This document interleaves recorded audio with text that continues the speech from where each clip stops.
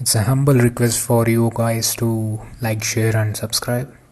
So let's start the video now.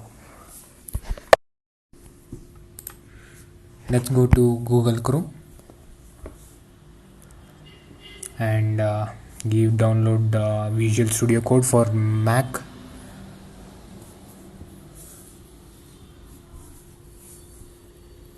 Let's go to the first link and let's select the Mac version of it, and that's it. We will be able to download the .zip file from here.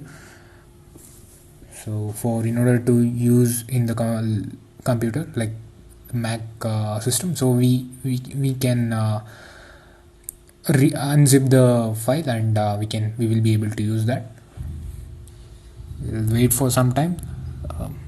It will get downloaded.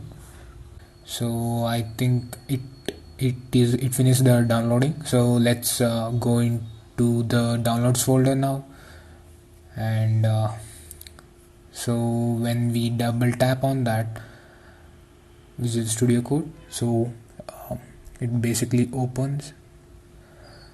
So we have the project which got opened from here.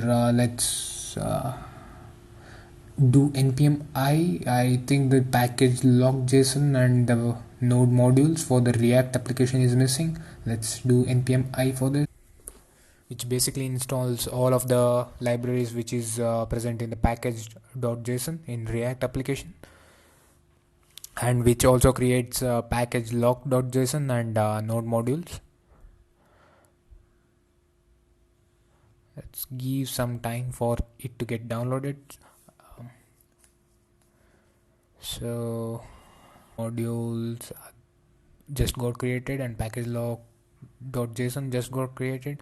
So I think we are good for now, and we can start the application by doing npm start.